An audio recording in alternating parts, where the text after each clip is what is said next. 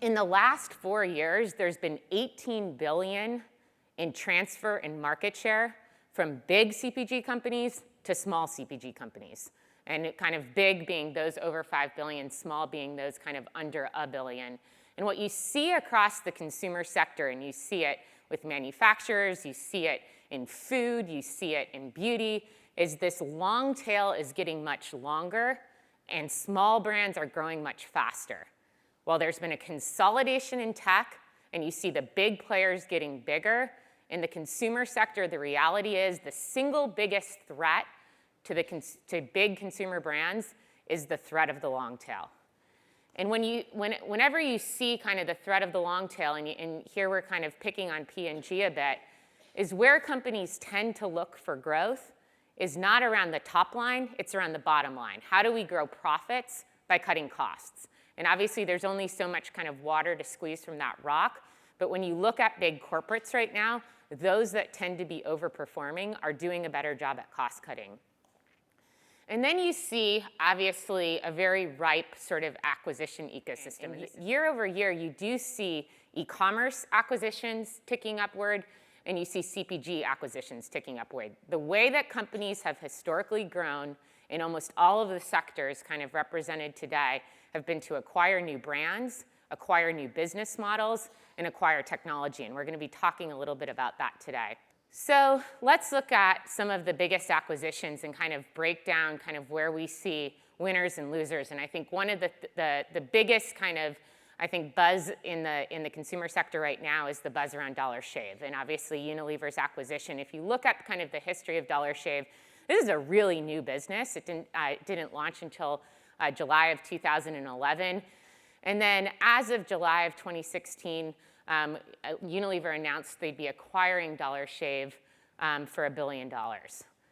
So, why was first Dollar Shave able to break into the ecosystem? And I think there's a really interesting kind of lesson here that's relevant for every consumer brand. Effectively, what was happening in razors and in the shave care space, in men's grooming, was that there was a ton of product innovation, but it was product innovation that didn't necessarily matter to the consumer. And this was an Onion article that came out in 2004 around kind of making fun of Gillette for continuing to just add more blades. And if you look at kind of Gillette's growth, they were in a sector that wasn't growing, and yet they were able to increase revenues 50%, basically by passing price increases back to the consumer. But 50% is a lot of kind of blood in the water that is going to attract some of those disruptors. And sure enough, kind of Dollar Shave entered.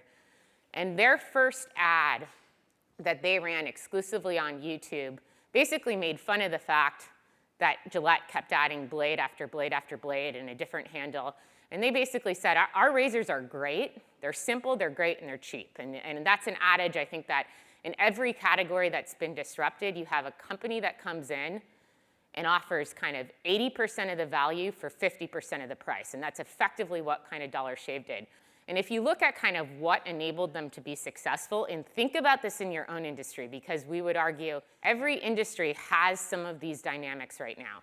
First and foremost, they were able to exploit excess supply in the form of manufacturing. So they found a South Korean manufacturer of razor blades that effectively was being completely underutilized. They had just lost a contract. And they innovated. They just didn't innovate around product. They innovated around the purchase model. And I think that's something that every organization needs to be thinking about. Product innovation no longer kind of reigns supreme. You have to be thinking about the entire customer experience and where are their parts on that purchase funnel to innovate. But a lot of the rationale kind of came down to a handful of factors.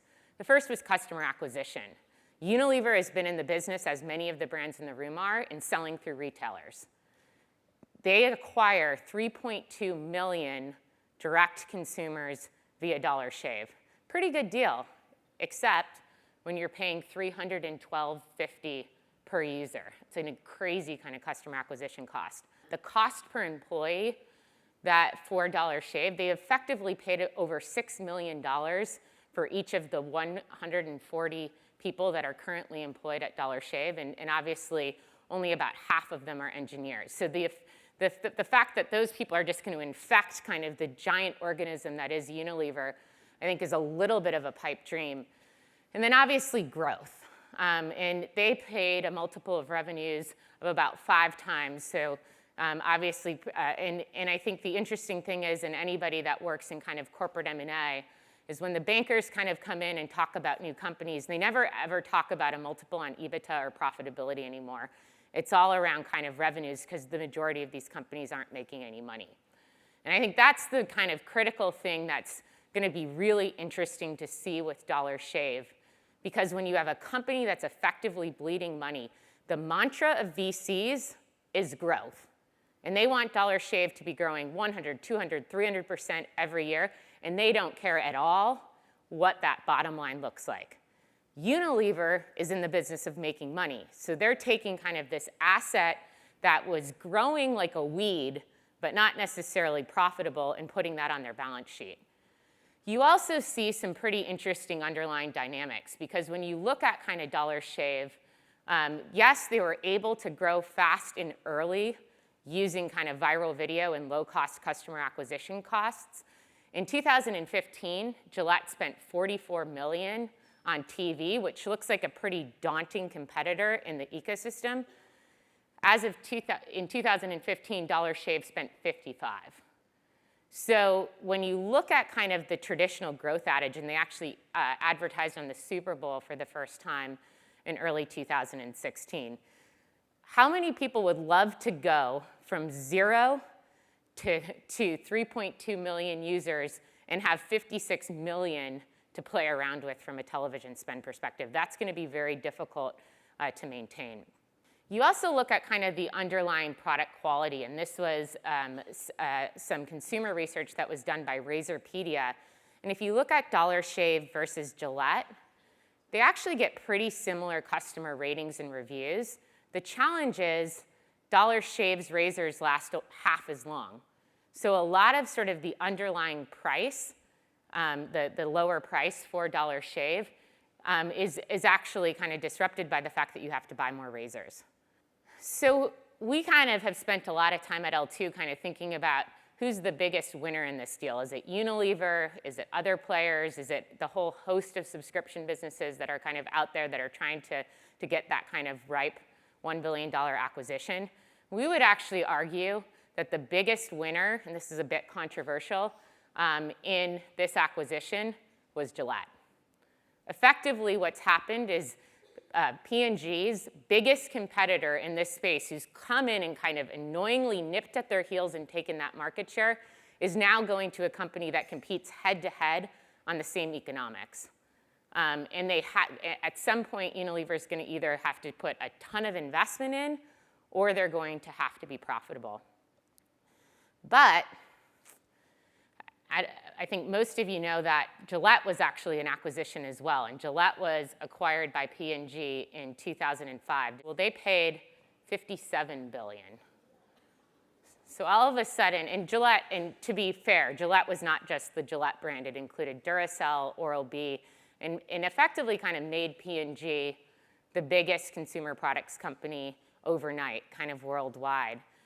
So Unilever obviously has gone on a whole host of acquisitions, and you can see these are the acquisitions they've made, particularly in the prestige skincare space, entering kind of DTC for the first time. And really the catalyst there, and the catalyst not only for those skincare acquisitions, but we would argue for Dollar Shave, was that they were downgraded in August of 2015 by Goldman Sachs, effectively because their portfolio did not have sort of high e-commerce favorability in the categories that they were playing in, which didn't set them up well for kind of future growth. We would argue seventh generation was kind of a much better bet to kind of deliver on some of these expectations. So seventh generation, about 0.6% of offline market share in laundry detergent and home care categories. That explodes to about 5.6% when you look online. And what seventh generation has been able to do, they actually were one of the few organizations that we've seen that's had the discipline to shut down their direct-to-consumer business. And everyone that runs kind of a direct-to-consumer business right now knows the challenges of the rising costs of customer acquisition and the challenges to really make money here. Dollar Shave closed that off. They doubled down on Amazon and Walmart.com and a whole host of retail partners. And their e-commerce business is a sizable chunk of the overall Unilever business. And then the question, I think, is what about Honest Company? And that was obviously the rumored acquisition the day that Dollar Shave was acquired. And Honest is an interesting business. As of July of 2015, kind of on the backs of Jessica Alba and all of the innovation in the diaper subscription model, they were valued at about $1.7 billion. And kind of that valuation has come with nothing but, I think, heartache for Honest, because they've had a series of challenges kind of since then. And the rumored price that Unilever was going to acquire them was much lower, for about $1 billion, similar to the Dollar Shave deal. Now, if you look at the rationale kind of behind that decision using some of the same numbers, they don't publish a subscription number, but we were able to look at monthly site visitors. So Unilever would have been paying about $2,100 per site visitor, monthly unique. Cost per employee, a little bit better. They have about 500 employees, and the multiple on revenues there would have been about 3 times. So, and I think if you look at kind of some of the challenges, so have been under a whole host of legal challenges, product claims. I think anytime you have more of that natural positioning, you really need to kind of stand behind the product. And there's, I think, Honest has had some challenges in this respect. But I think the value of both of the businesses has been kind of ticked up even more so because they participate in that all-important kind of subscription ecosystem. Subscription is kind of the flash sale of 2015 and 2016. And when we look at kind of the whole host of subscription businesses that have popped up and some of the valuations that they're kind of sustaining in the ecosystem, it's a little bit scary. Forrester data indicates that only 3% of US consumers are actually participate in subscription programs, and 59%, have absolutely kind of no indication to do so in the future. Some of the conclusions here. So first and foremost, 90% of acquisitions fail, and that's just the reality. That's not digital acquisitions, that's all acquisitions. And companies almost always overvalue the synergies and underestimate the integration pains.